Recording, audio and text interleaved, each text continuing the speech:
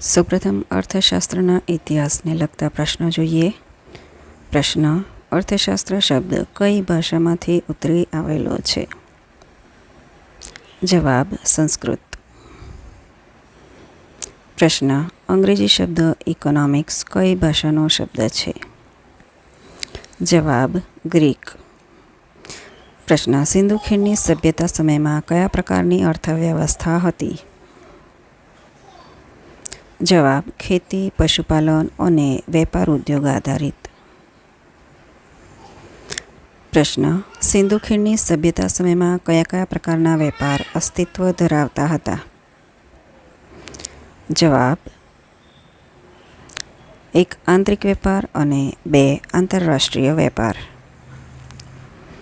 પ્રશ્ન: અર્થવ્યવસ્થા એટલે શું?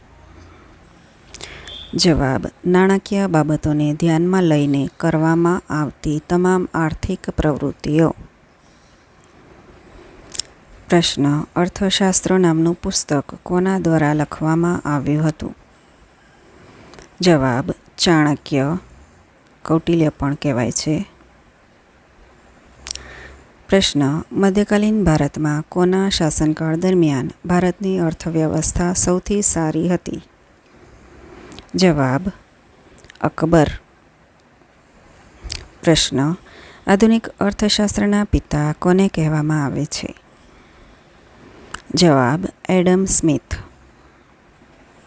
આગળનો પ્રશ્ન: એડમ સ્મિથે 1776માં અર્થશાસ્ત્રનું સ્વતંત્ર ચિંતન રજૂ કરતું કયું પુસ્તક લખેલું?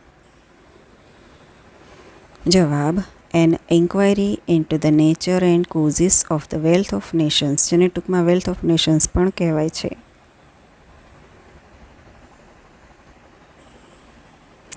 આગળનો પ્રશ્ન જોઈ લઈએ. અર્થતંત્રની મૂળભૂત સમજ વિશેના અગત્યના પ્રશ્નો જોઈએ. પ્રશ્ન: અર્થવ્યવસ્થાના મુખ્યત્વે કેટલા પ્રકાર હોય છે? જવાબ: 3.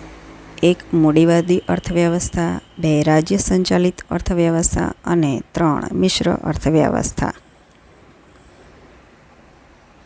પ્રશ્ન: મૂડીવાદી અર્થવ્યવસ્થા એટલે શું? જવાબ: જે અર્થવ્યવસ્થામાં સરકારની દખલગીરી ઓછી હોય તેવી અર્થવ્યવસ્થાને મૂડીવાદી અર્થવ્યવસ્થા કહે છે, જેમાં ઉત્પાદન અને ઉત્પાદનના સાધનોનું સંચાલન બજાર આધારિત હોય. આગળનો પ્રશ્ન જોઈ લઈએ. લેઇઝી ફેર એટલે કે ઓછી દખલગીરીનો સિદ્ધાંત કોણે આપ્યો હતો? જવાબ: એડમ સ્મિથ. પ્રશ્ન: લેઇઝી ફેરનો સિદ્ધાંત શું છે? જવાબ: લેઇઝી ફેર એ એક એવી વ્યવસ્થા છે કે જ્યાં લોકો અને બજાર વચ્ચે થતા આર્થિક વ્યવહારોમાં સરકારી નિયંત્રણો ખૂબ જ ઓછા હોય છે અને બજાર વ્યવસ્થા વધારે સ્વતંત્ર હોય છે. આગળનો પ્રશ્ન: સમાજવાદી અર્થવ્યવસ્થા એટલે કેવી અર્થવ્યવસ્થા? જવાબ: ઉત્પાદનના સાધનો પર સમાજનું સામૂહિક નિયંત્રણ હોય તેને સમાજવાદી અર્થવ્યવસ્થા કહેવાય. પ્રશ્ન: રશિયામાં કેવા પ્રકારની અર્થવ્યવસ્થા જોવા મળે છે? જવાબ: સમાજવાદી. આગળનો પ્રશ્ન: કઈ પદ્ધતિમાં ખેતીની જમીન તેમજ ઉત્પાદનના અન્ય બધા જ સાધનોની માલિકી રાજ્યની હોય છે? જવાબ: સામ્યવાદી. આગળનો પ્રશ્ન: મિશ્ર અર્થવ્યવસ્થા એટલે શું? જવાબ: જે અર્થવ્યવસ્થામાં મૂડીવાદી અર્થવ્યવસ્થા અને સામ્યવાદી અર્થવ્યવસ્થા એમ બંને પ્રણાલીઓનું મિશ્રણ, ટૂંકમાં ખાનગી ક્ષેત્ર અને જાહેર ક્ષેત્રનો સમન્વય હોય તેને મિશ્ર અર્થવ્યવસ્થા કહે છે. પ્રશ્ન: કઈ પદ્ધતિમાં બજારો સંપૂર્ણ મુક્ત હોતા નથી? જવાબ: મિશ્ર અર્થતંત્ર. પ્રશ્ન: ભારત કેવા પ્રકારની અર્થવ્યવસ્થા ધરાવતો દેશ છે? જવાબ મિશ્ર અર્થવ્યવસ્થા. આ પ્રશ્ન હાઈકોર્ટ ક્લાર્ક 2012ની એક્ઝામમાં પૂછાયેલો છે. પ્રશ્ન વિકાસશીલ અર્થતંત્રની ઓળખ માટેનું મુખ્ય લક્ષણ કયું છે? જવાબ નીચી માથાદીઠ આવક. પ્રશ્ન આર્થિક દૃષ્ટિથી ભારતનો સમાવેશ કેવા પ્રકારના દેશોમાં થાય છે? જવાબ વિકાસશીલ એટલે કે જેના વિકાસની પ્રક્રિયા હજુ ચાલુ હોય. પ્રશ્ન વિકાસશીલ દેશોમાં કેવા માનવ શ્રમના ઉપયોગનો અભાવ હોય છે? જવાબ શિક્ષિત અને તાલીમ પામેલ. પ્રશ્ન ટેકનોલોજીના અભાવે વિકાસશીલ દેશોમાં ઉત્પાદન ખર્ચ કેવું આવે છે? જવાબ વધારે. પ્રશ્ન કયા દેશોના વિકાસ સાથે પ્રાથમિક ક્ષેત્રનું મહત્ત્વ ઘટતું જાય છે તથા મધ્યમ ક્ષેત્ર અને સેવાઓના ક્ષેત્રમાં મહત્ત્વ વધતું જાય છે? જવાબ વિકાસશીલ. પ્રશ્ન અર્થવ્યવસ્થાની આર્થિક પ્રવૃત્તિઓને કુલ કેટલા ક્ષેત્રમાં વિભાજિત કરવામાં આવે છે? જવાબ 3. પ્રાથમિક ક્ષેત્ર, દ્વિતીય ક્ષેત્ર અને તૃતીય ક્ષેત્ર. આગળના પ્રશ્ન પ્રાથમિક ક્ષેત્રમાં કોનો સમાવેશ થાય છે? જવાબ પ્રાથમિક ક્ષેત્રમાં એવી દરેક આર્થિક પ્રવૃત્તિ જેમાં કુદરતી સંસાધનોનો સીધો ઉપયોગ થાય છે, જેમ કે કૃષિ, પશુપાલન, મત્સ્યપાલન, મરઘા ઉછેર, ખાણ અને ખનિજ, જંગલો, ખેત પેદાશો વગેરે. પ્રશ્ન દ્વિતીય ક્ષેત્રમાં કોનો સમાવેશ થાય છે?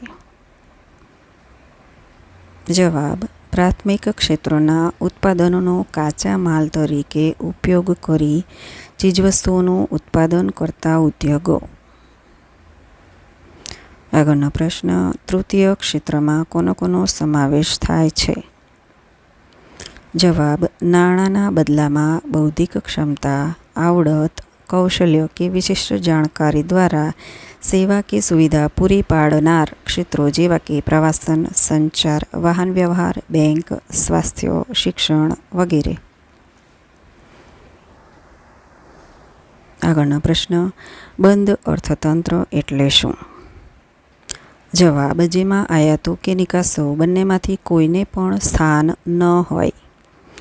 મિત્રો આ સવાલ ઇકોનોમિક ઇન્વેસ્ટિગેટરની એક્ઝામમાં 2021ની સાલમાં પૂછાઈ ગયેલો છે. આગળનો પ્રશ્ન કિંમત અને માંગ વચ્ચે કેવો સંબંધ છે? વ્યસ્ત સંબંધ. કઈ રીતે? તો કિંમત વધુ તો માંગ ઓછી અને કિંમત ઓછી તો માંગ વધુ.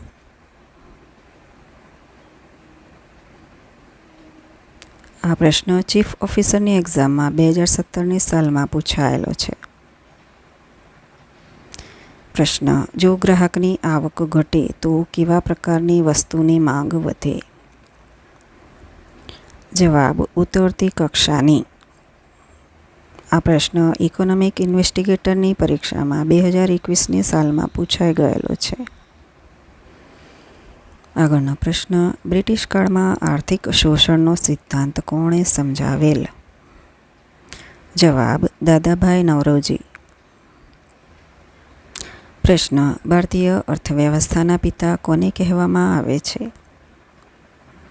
જવાબ દાદાભાઈ નવરોજી. આગળનો પ્રશ્ન ભારતીય અર્થતંત્રના કયા ક્ષેત્રમાં રોજગારીનું પ્રમાણ સૌથી વધુ હોય છે? જવાબ પ્રાથમિક ક્ષેત્ર.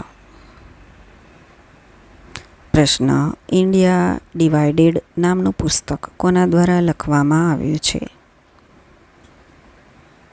જવાબ ડૉક્ટર રાજેન્દ્ર પ્રસાદ. પ્રશ્ન ગુજરાતના અર્થતંત્રમાં કયા ક્ષેત્રનો રાષ્ટ્રીય આવકમાં સૌથી વધારે ફાળો છે? જવાબ દ્વિતીય ક્ષેત્ર. પ્રશ્ન ભારતની આર્થિક રાજધાની કઈ છે? જવાબ મુંબઈ. વિડીયો ગમે તો વિડીયોને લાઇક કરો, શેર કરો અને ચેનલને સબસ્ક્રાઈબ કરી લો. Thanks for watching.